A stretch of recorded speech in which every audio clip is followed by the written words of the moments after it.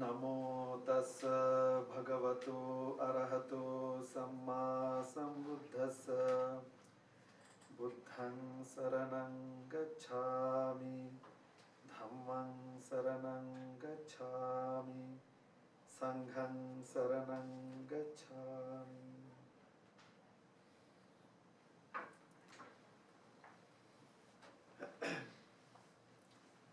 Respected Venerable Sumita Bhanteji, all my dear friends, very, very good evening. Thank you, Bhanteji, for giving this opportunity to be here and share some thoughts about stress and how we can manage with that. By the way, I am very glad to know about the University of the West. I didn't have information because I also came to know about this program quite recently when I was traveling in Japan. So I didn't have time to know or discuss more about this university. Background of this university. When we arrived here, I saw this picture of Master Shingyun, and then I was very much inspired that this master has done so much. Way back, about 24 years back, he visited India, and I was his caretaker of Master Shingyun. So I received him in Delhi and took him to the hotel, and I was taking care of him, and then took him to Ladakh, and he was there for 3 days, and then I could spend time with him and also talk to him quite often. He had a lot of programs, but I was taking care of him, so I could talk to him. So he was very compassionate and kind, and that was nice experience with him. So after long time again, I am connected to this University of Master Shingyun. It is wonderful. So thank you very much, Bhante. Just I wanted to share this. So today we will try to know a little bit about stress and how we can manage, mainly in our own lives, and maybe we can help our near and dear ones who are ready to listen to us. But this is very, very important part of our life, that we ourselves get into stress and we need to overcome it. And then sometimes we see our near and dear ones and friends, they get into stress, and sometimes we feel helpless. So maybe we can know some things which we can use to help others. So dear friends, shall we just do 5 minutes meditation? That would be nice.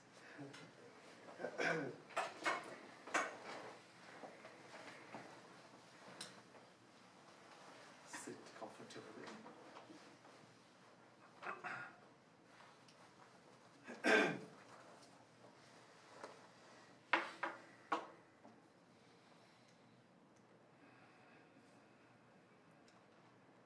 Smile.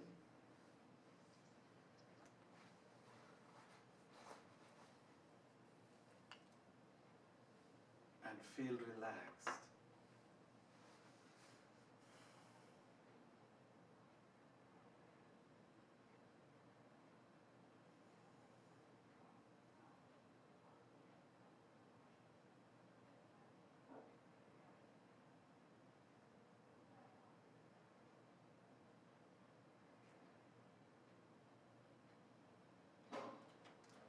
Just watch your breath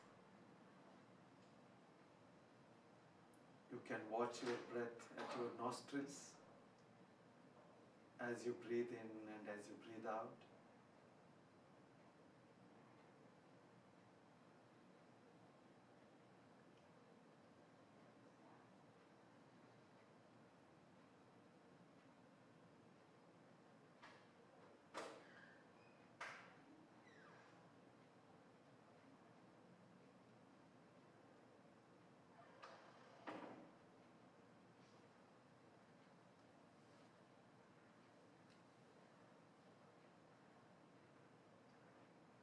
In breath is just in breath. Out breath is just out breath. Just watch it.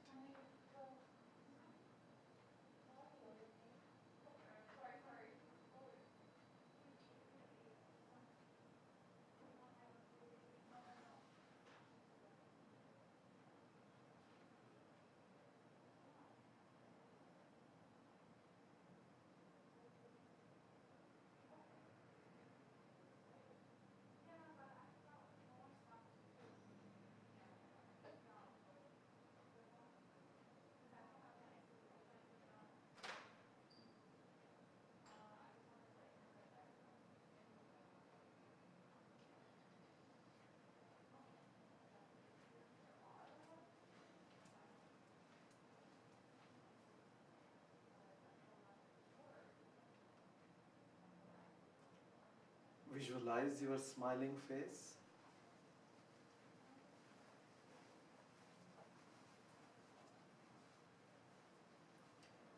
And wish yourself, may I be peaceful and happy. Fill up your heart with joy. I am happy. I am joyful.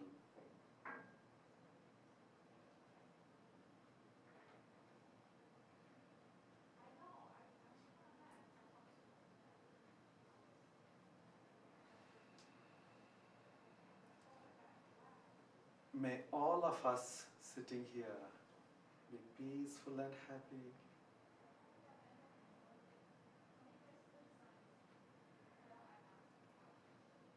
Feel that your love and compassion is flowing and touching everybody here.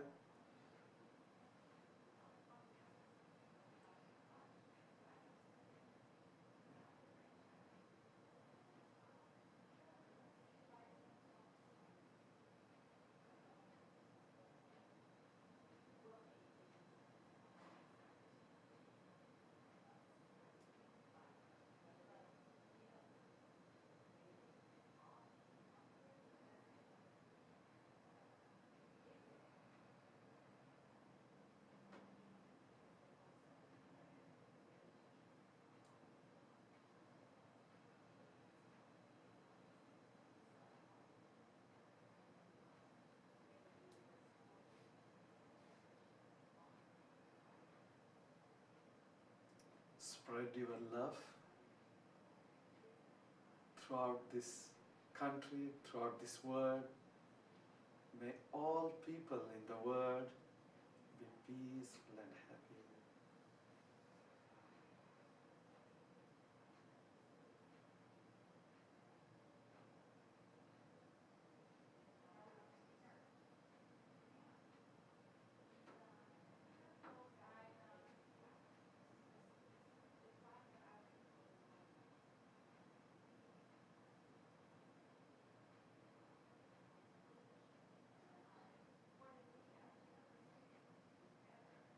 May all beings be happy. May all beings be free from sufferings.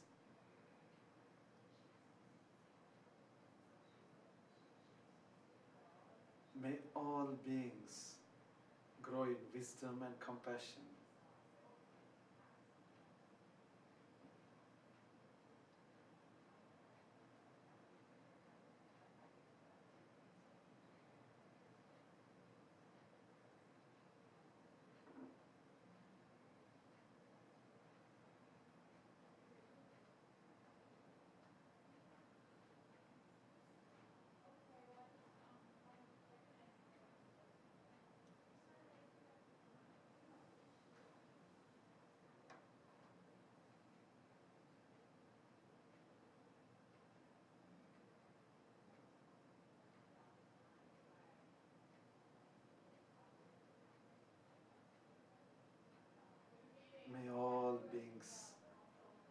progress on the path of enlightenment. May all beings be enlightened.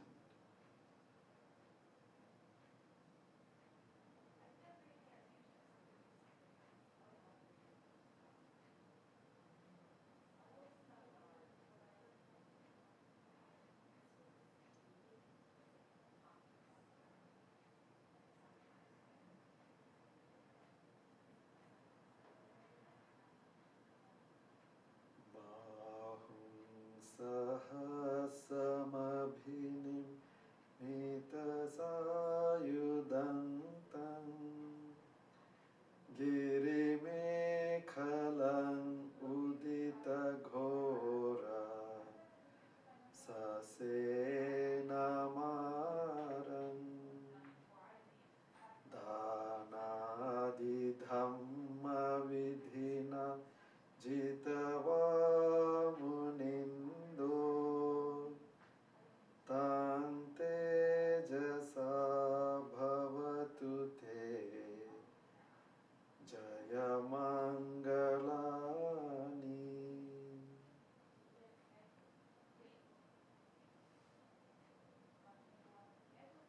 Slowly open your eyes.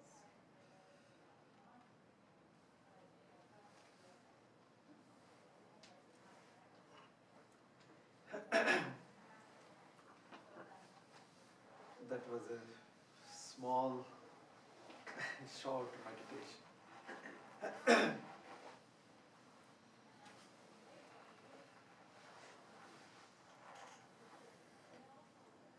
But you could see that it is also relaxing.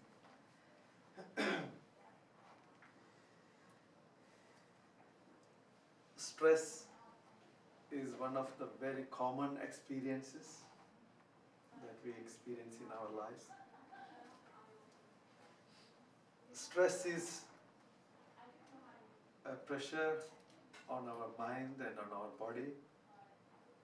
It is a response that we develop towards a situation where we think there is a task, there is a situation which we are not fully capable or enough able to face it.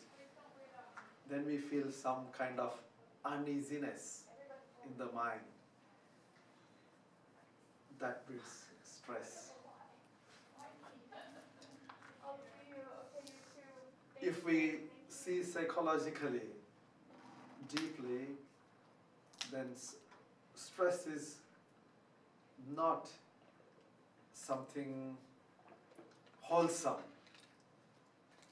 Stress is something we can say some kind of unwholesome state of mind, where we are resenting something, we don't want something, so it is actually resentment consciousness. So this builds up more and more confusions if allowed to grow. But sometimes little bit of stress is good. Otherwise, many things we don't do. If we have targets, then we work. If we have some goals, then we get inspired, so we like to work under stress. But that is not the normal, need not be normal, that we need all the time to be stressed to achieve something. There are stress situations which are caused because of our own actions. We are directly responsible. There are stressful situations because of others' actions. And there are stressful situations because we don't know, that is because of our ignorance. And there are some stressful situations because we want them. we are in a way addicted to that. That we need some stressful situation, then only we work, otherwise we don't. So that kind of situation also we create. So when we create stress, it all means our own actions. Actions which make our life create stress. When do they create stress? Basically, when we don't act correctly, then stress starts building up. From our own side, if we go deeper, it is ultimately if we are not living according to some moral values, something which is intrinsically wholesome. If we are not acting according to that, then stress builds up. It is a natural outcome because, say for example, you are going towards north direction and you have to proceed towards north. But instead of that, you go towards south. What happens? Oh, I am far away from my destination. The more you go further and further towards south, you are going away from your destination. But you want to reach there. Stress builds up. Similarly, in our actions, when we want to achieve some kind of happiness or some kind of satisfaction, some kind of achievement with our individual life or family life or relationships or whatever. On one hand, we have these goals, but on the other hand, we are running in the opposite direction. And then we feel, oh, I have to get that, but I am far. I have to get that. I am not able to do it. Why? Because our actions are not right. In life, as everybody wants, we want peace and satisfaction. But when we don't conduct ourselves in a proper way, if we violate some basic moral principles, there is immense amount of stress. For example, if you are a violent person, violence itself means putting stress on somebody else. What is the result of that karma, that action? You get stress. Internally it builds up. The hateful thoughts build up so much of stress that somewhere in the back of your mind it will be telling something is not right. Say you have spoken some lies. How much of stress it builds up?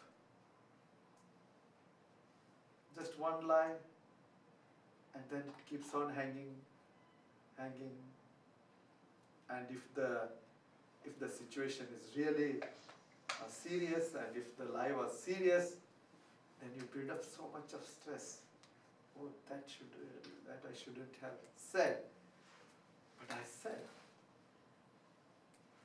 So, by way of this guilt complex, so many kinds of stress comes. Or in relationships, how much of stress one faces.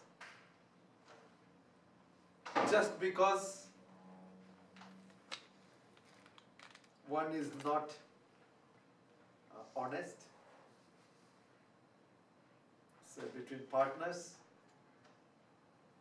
if one of them is not honest, then already it is a big disaster.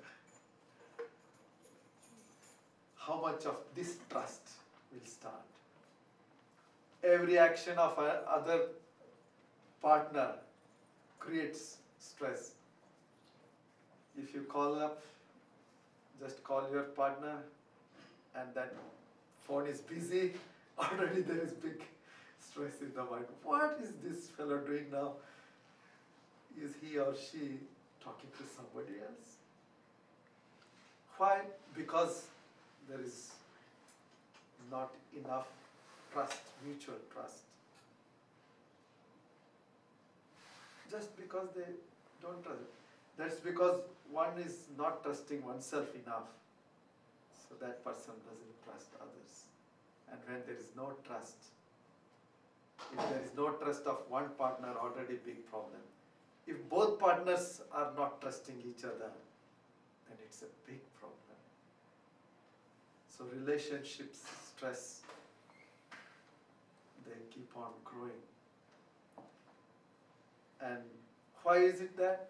Because there is a moral responsibility between relationships, between partners, and that is not followed. As simple as that. Lord Buddha again and again emphasizes about this. Be faithful, totally faithful. Then you need not worry at all. Once you have total faith and respect and trust, then just you need not worry about each other, with whom they are talking or with whom they are sitting, with whom they are walking. Nothing matters because there is total commitment. So, if you want to be free from stress of relationships, then develop this moral practice that you start trusting your partner. You start respecting your partner. Even the other partner may not be fully that much trustworthy, but still you start doing that. Then that person also starts changing. Distrust will not bring trust. You can't compete with distrust, saying, oh, you are not trusting me, I will also not trust you.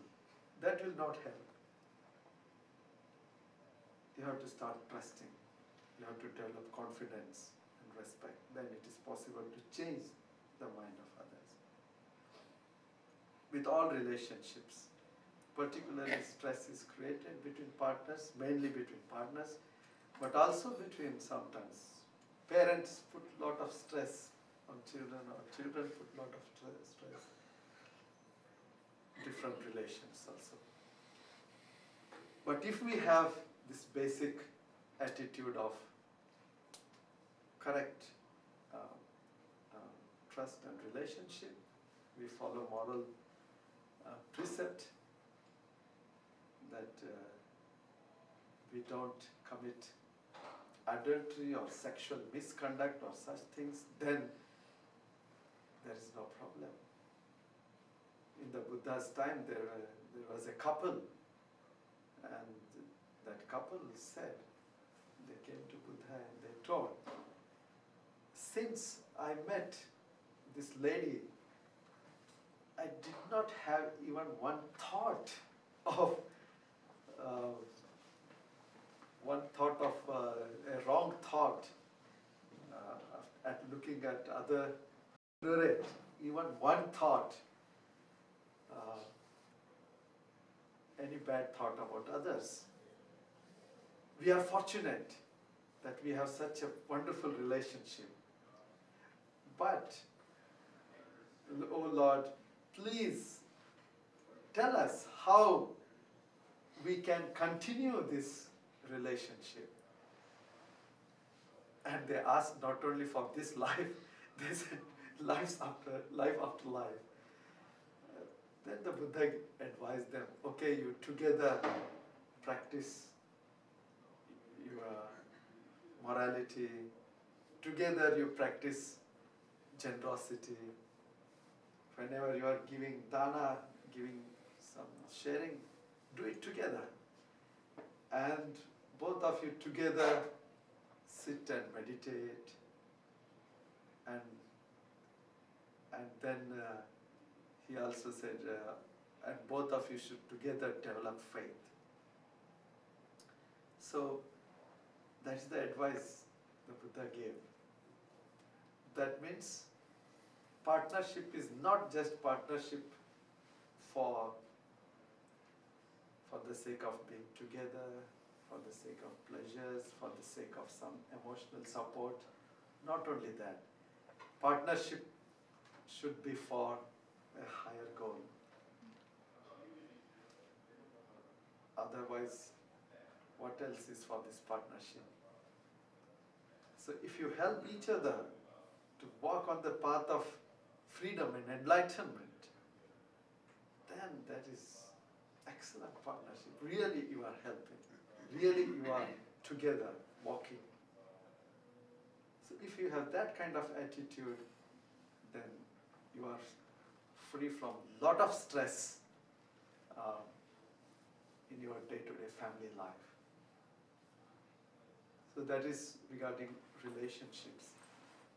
Then there are stress because of work pressures, and when you are students, study pressures, and you have to finish your study, your assignments, your reports, and all these things. So these pressures are there. Now take them positively. Yes, it is good to have this target and limitation, but if I start worrying about that, then I start making my mind weaker. Any kind of worry makes the mind weak. It will not strengthen the mind. So understand this. Or if I worry, mind becomes weak. And when mind becomes weak, my capacity becomes weak. So you start giving auto-suggestion. No. Let it be. Let it be. So accepting the situation and not reacting. That is what you start. But this needs mindfulness, this needs awareness, this needs capacity to look into your own mind. For that you have to meditate. We did few minutes meditation, no? Like that. Every day 10 minutes, 15 minutes, 20 minutes. How much time you spend for your body, taking care of your body. The moment you get up, start with brushing and washing and cleaning and putting on new clothes, washed clothes, fresh clothes. Not only that, then you have to give food to the body. Breakfast and lunch and dinner 3 times, 4 times in a day. You keep on drinking water or something. So much for this body. And if you fall sick, then there are big, big hospitals. You run there and get to experts, and doctor gives medicines. So much care. And yesterday I was in a Buddhist center, and they were telling that they have to maintain certain amount of cleanliness and hygiene and everything, because inspectors come there and they see, they check up everything, they make reports. They don't want to see even one fly or one cockroach or one something. They say it has to be fumigated. Now all this is for the sake of this body. So many things.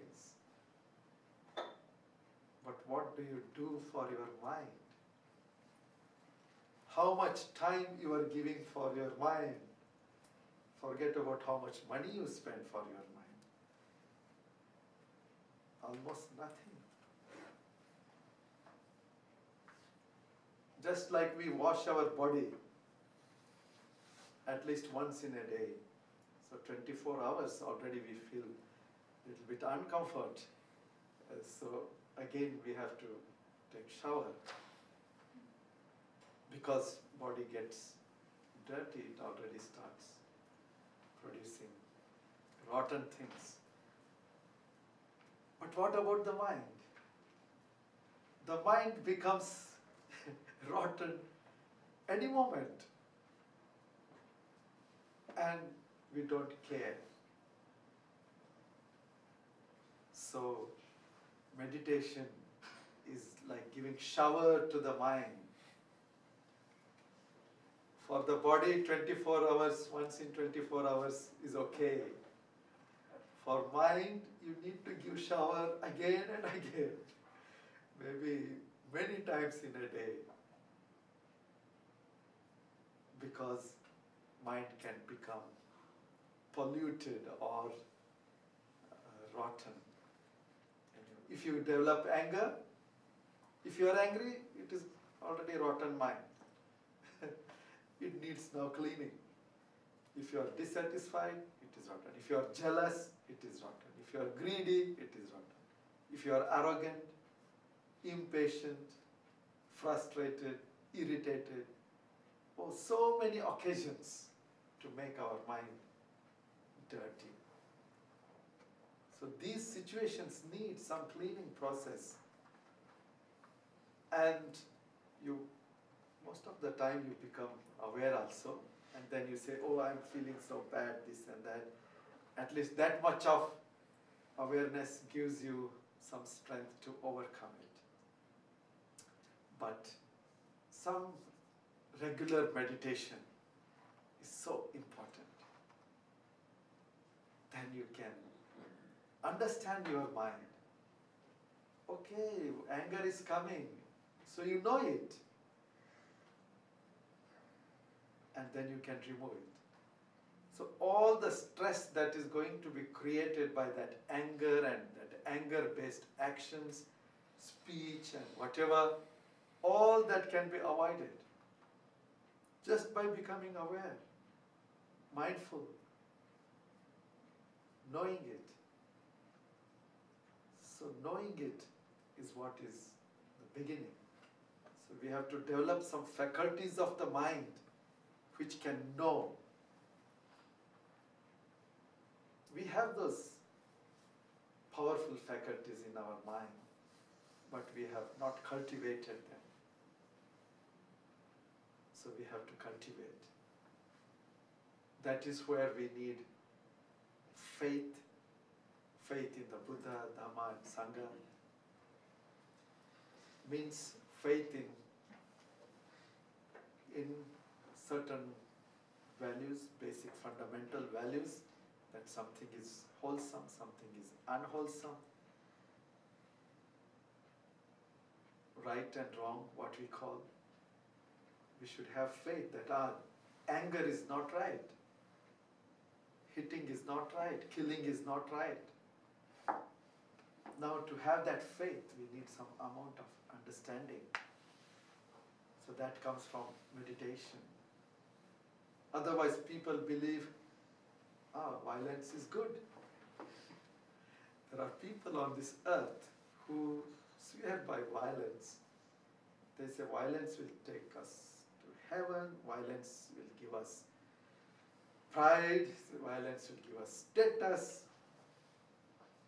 be it the violence of terrorists, be it the violence of the state, in the name of anything. Violence is violence. But people believe that it is right, which is not. Why? Because they don't have faith in goodness. They feel this violence is also okay. So they have faith in violence. So the faculty of faith, which is with wisdom, we have to develop.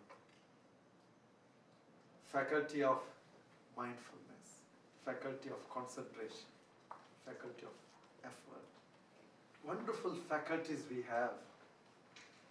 We have very valuable gems in our heart. Gem in the heart. But we are not using, we are not cultivating. So, this is with respect to our work. I was telling you how we have to face our work. With awareness, with mindfulness, with compassion, with love, we develop what is called the power to let go. You know what is meant by letting go? You just let go. Just don't bother too much about that thing.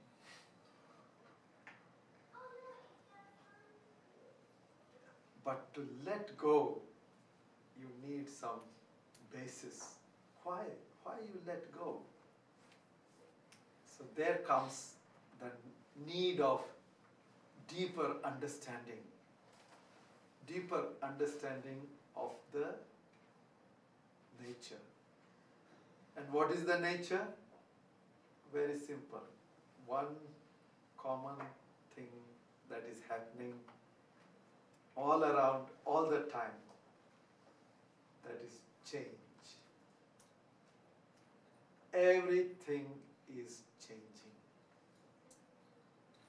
That's all. Isn't it the truth? And everything is changing not according to your wish, but according to many circumstances. This we have to understand. Because we don't understand this law, this truth, this reality of change, impermanence, then we are not able to let go. We hold on. And when we hold on, we create problems. We create stress on our mind. Then we start creating stress on others. Or we start taking stress of others. Just because we are not able to let go. Impermanent. Your body is impermanent. Is it permanent? No. If it was permanent, then we don't need to eat. We don't need to drink. We don't need to breathe. The fact that we have to breathe every moment means something change is going on. That is the truth. So when we do meditation, it becomes clearer and clearer. The more you understand the truth of impermanence, the more and more peace of mind you enjoy. Now this is a very strong relationship between the understanding of impermanence and peace of mind. Only when we go against this again and again, we create stress, uneasiness.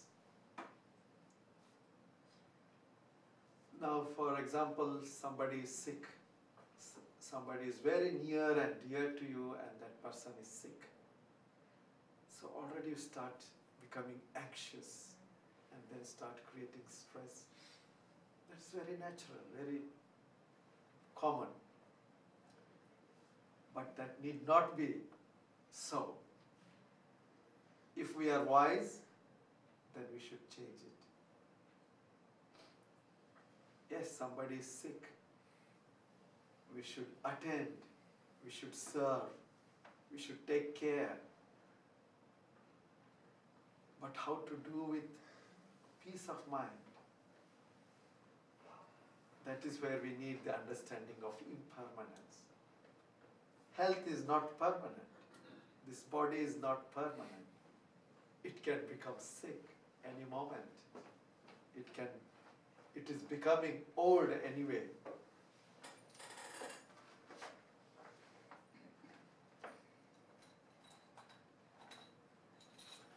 The stress that is created just because of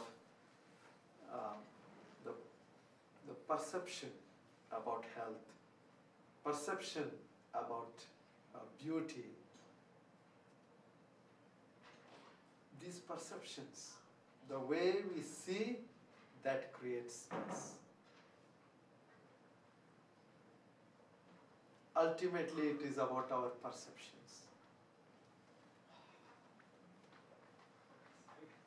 A same object may not create stress for somebody, but it may create stress for somebody else. You are walking in a busy market in the downtown. Maybe you feel stressed. Oh, there are so many people around, so many people around. But for another person, maybe it is a very nice thing to see so many people around.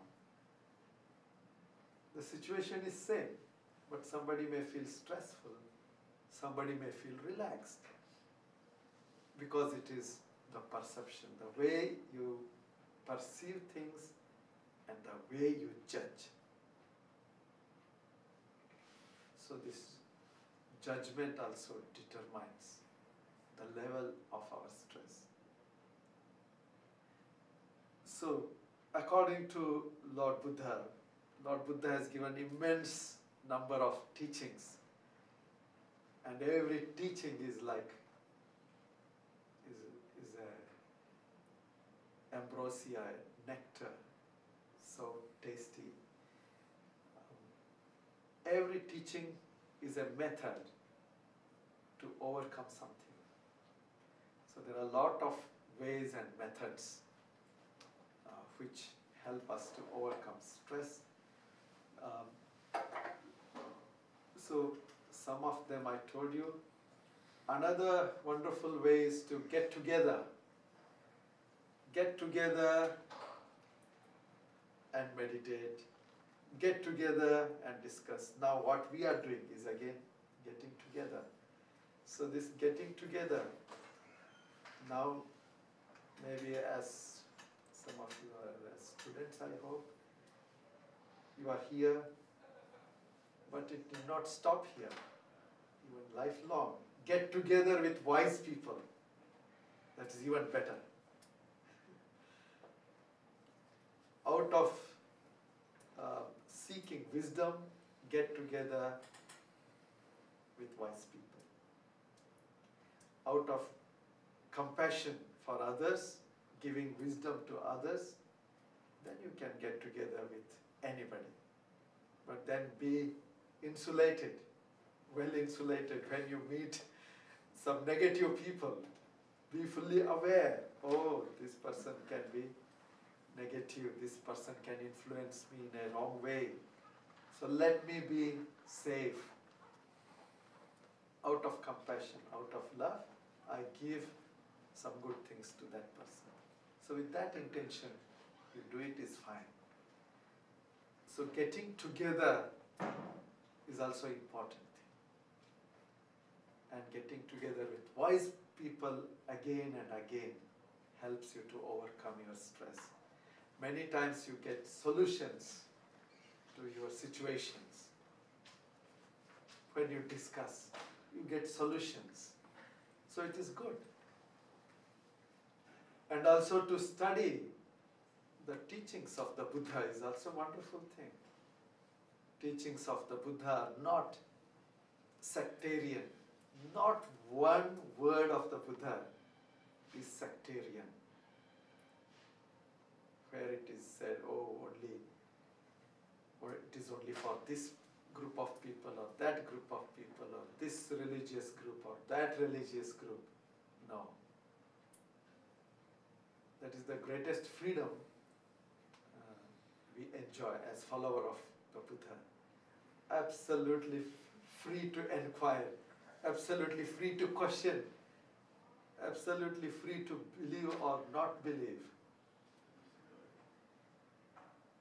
So why not enjoy these teachings? They are so straight. And if you go directly to the original teachings of the Buddha, the original words of the Buddha, the sutras, then it is even more effective, very straight, without interpretation by anybody, straight from the word of the Buddha. They are very simple, the most simplest. It is a wonderful experience. You can try. Not as a religious ritual, not as some kind of sectarian belief system, no. Just very objective, scientific approach. What is right, wrong is wrong. What it means to my life, my mind, how can I take something from here, or how can I use it for somebody else? That helps you a lot. Lord Buddha said, so getting to hear the noble teachings about the realities. Whatever Lord Buddha said, it is just truth, truth, truth. So that which upholds truth is called Dharma. I think you are accustomed with this word Dharma, like karma. Dharma means that which upholds reality, truth. Because his words uphold truth, his teaching is also called Dharma. So it is good to listen to that. Or even some wise people, somebody whom you consider as wise person, and take that wise words. That is Dharma. Anything that upholds truth. Lord Buddha says that is Dharma. Let it come from anybody's mouth. That is Dharma.